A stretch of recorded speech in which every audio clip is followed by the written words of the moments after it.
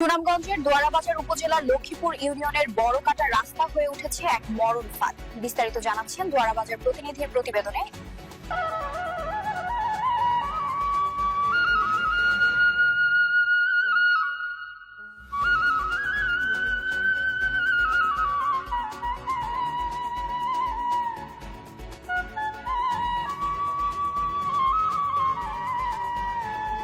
সুনামগঞ্জের দোয়ারাবাজার উপজেলায় ৭ নং লক্ষ্মীপুর ইউনিয়নের বড়কাটা আলিপুর সংযোগ রাস্তা এবং সেতুহীন অবস্থার কারণে ভয়াবহ দুর্ভোগ পোহাচ্ছেন হাজারো মানুষ।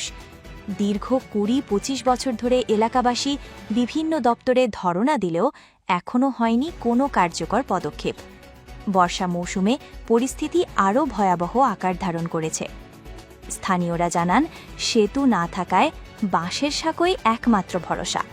এই ভাঙা জরাজীর্ণ সাঁকো পার হতে গিয়ে ইতোমধ্যেই দুর্ঘটনার শিকার হয়েছেন বড়কাটা সরকারি প্রাথমিক বিদ্যালয়ের এক সহকারী শিক্ষিকা। এই সাঁকো দিয়ে প্রতিদিন স্কুল, কলেজ, মাদ্রাসা, বাজার এবং চিকিৎসার জন্য যাত্রা করেন অন্তত ১০ গ্রামের কয়েক হাজার মানুষ। বড়কাটা সরকারি প্রাথমিক বিদ্যালয়ের প্রধান শিক্ষক মোহাম্মদ আব্দুস শহীদ বলেন, সেতু না থাকায় অনেক ছাত্রছাত্রী বর্ষার মৌসুমে স্কুলে আসতে পারে না। এতে শিক্ষার্থীদের পড়াশোনায় বড় বাধা সৃষ্টি হচ্ছে। বড়কাটা গ্রামের আব্দুল হেকিম বলেন, বিগত ২০ বছর ধরে এখানে একটা পাকা সেতুর দাবি করে আসছি স্থানীয় সরকারের, কিন্তু কাজের কাজ কিছুই হয়নি। প্রতিবার নির্বাচনের আগে আশ্বাস পাই, পরে আর কেউ ফিরেও তাকায় না। ছাত্রীরাও আতঙ্কে দিন পার করছে।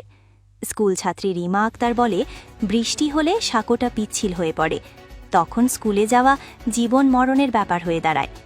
বড়কাটা ছাত্র কল্যাণ পরিষদের সভাপতি সৈয়দ আহমেদ বলেন, এই অঞ্চলের জন্য এটি একটি চরম অবিচার। জীবনের ঝুঁকি নিয়ে প্রতিদিন বাসের সাঁকো পার হচ্ছে সবাই।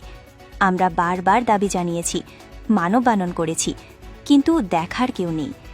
বৈঠাখাই বাজারের ফার্মেসি ব্যবসায়ী জামির হোসেন বলেন, রোগী নিয়ে সাঁকো পার হতে গেলে খুব বিপদ হয়।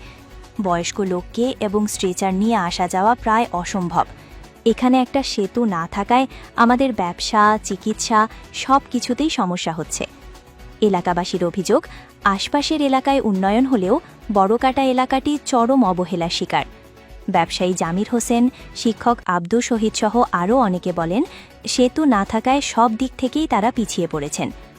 এলাকাবাসী বলেন, স্থানীয় সরকার এবং প্রশাসনের নিকট একটাই দাবি, আমাদের এই দুরবস্থা থেকে উদ্ধার করার লক্ষ্যে আর কালক্ষেপও না করে পদক্ষেপ এবং ব্যবস্থা নেওয়া হোক। প্রায় ১৫ বছর ধরে আমরা এইভাবে পুরো চলতেছি, ছাড়তাছি। ছাড়লে কি হইব? আমার মনে করি এটা বাংলাদেশের বাইরে, বাংলাদেশের বাইরে নাই তো, তাহলে এমজে মন্ত্রীরা এটা মনে কর দেখলো। আপনারা দেখেন আমরা কত বড় কষ্ট।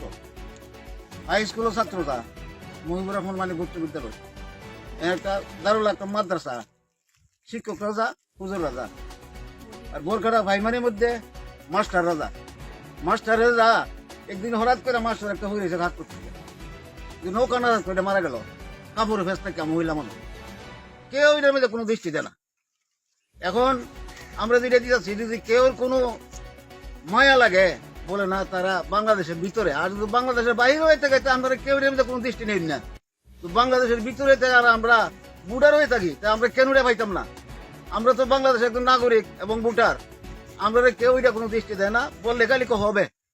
আসেন কলিমুদ্দিন আহমদ মিলন বলে গেছে হবে হবে হবে হবে হইতে হইতে গেছে 10 বছর মাসে।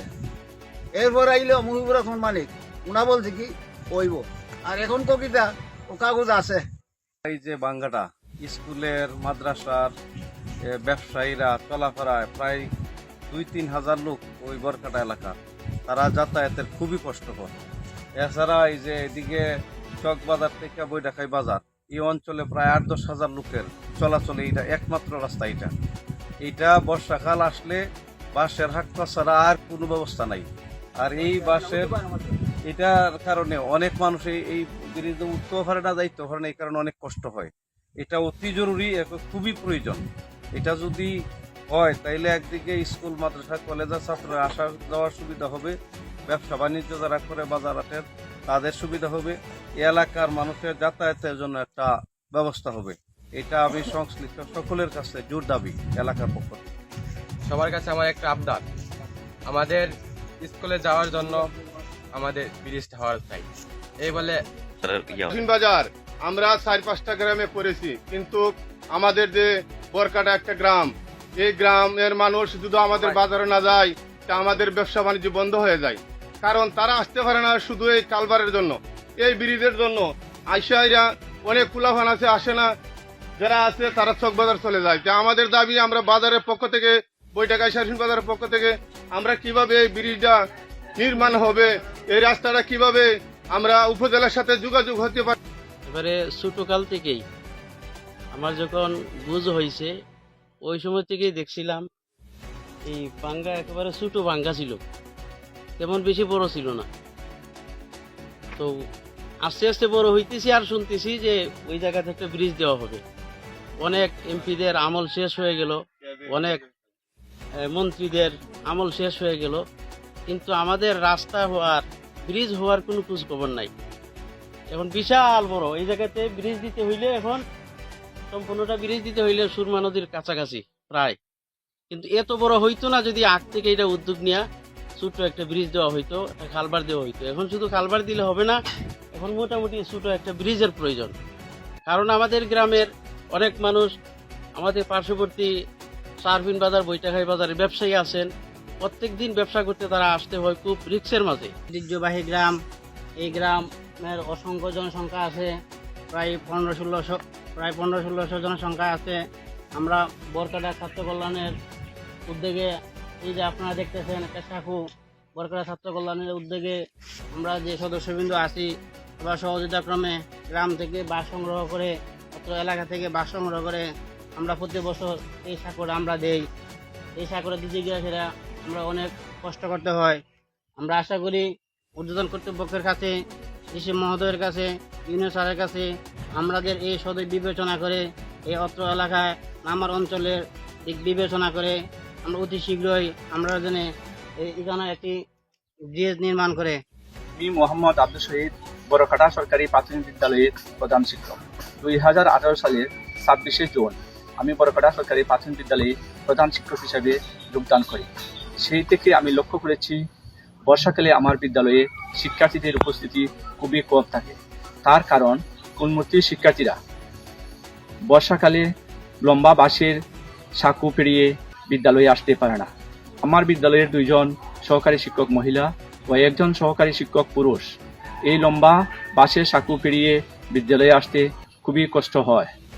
বিদ্যালয়ের শিক্ষার্থীদের এবং বিদ্যালয়ের শিক্ষকদের এবং অত্র এলাকার সাধারণ জনগণের ওই বাসের সাঁকোটি দৈনন্দিন জীবনের চ্যালেঞ্জ হিসাবে রূপান্তরিত হয়েছে।